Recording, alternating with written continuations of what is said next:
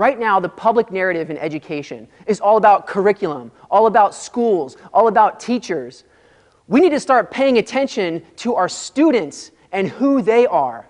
If a student fails Algebra 1 in the 9th grade year, I can tell you, chances are that it's not because it was too hard or they didn't get it. Chances are that it's not because they had a bad teacher or were at a bad school. If a student fails in the 9th grade year, the chances are it's because the student was missing some type of intangible characteristic, a non-cognitive factor that enables them to succeed.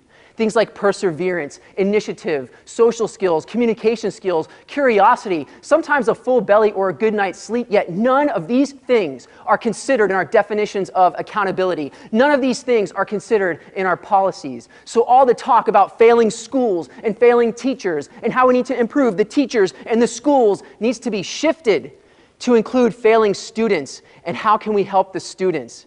How can we help them be better students, better people? How can we help them with these non-cognitive factors like work ethic and character? How can we make sure that they're getting enough sleep, that they're getting enough to eat, that they're showing up for class? It's the public narrative that has to be shifted. We must talk about what is happening in the lives of our students, even our honor students, because we're simply creating a massive population of future citizens who are afraid to attempt anything challenging, unable to read or think critically, or unable to find a way to earn a meaningful income. I'll get to that in a minute.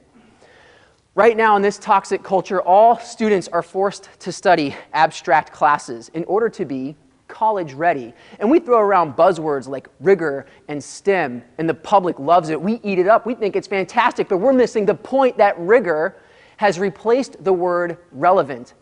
I met with our district and I pitched the idea to bring back home economics, but this time as a math credit. First words in the response, that's not rigorous. So forget teaching students about measurement, taxes, discounts, loans, credit, debt, retirement planning, because it's not as rigorous as factoring trinomials and graphing logarithmic functions, so it can't fit. There's no room for that in this toxic culture of education. There's also no room for the arts and for imagination, which are being systematically removed from our public schools because I don't think anyone profits from those things. Now, we have already felt the impact of our education policies. There are thousands of highly skilled jobs available right now. There is opportunity for small business development and innovation like never before, yet where are the majority of our students and graduates? There is an enormous opportunity in this economy for our students, but we just don't enable it in the schools because we're so focused on accountability and standardized testing and rigor and college ready. If we focus our attention on getting students what they need to find their place in this economy, all students, especially those students, would value education more highly, use their time more wisely, and make better decisions outside of school.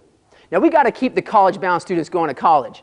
We got to continue that path. However, we need to be more successful and more innovative. But what about the Natalies?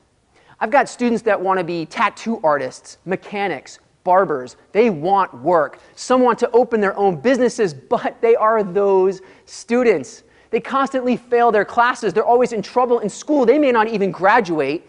So I say, let's scrap algebra for them. Let's teach those students some tangible work skills that can help them in the future, the same way we used to do in the system before it was labeled as a failure. Why not get students out there making a living for themselves, rather than us spending another $10,000 in taxpayer money for another year of school for them to learn how to factor trinomials? Why not get them into the economy?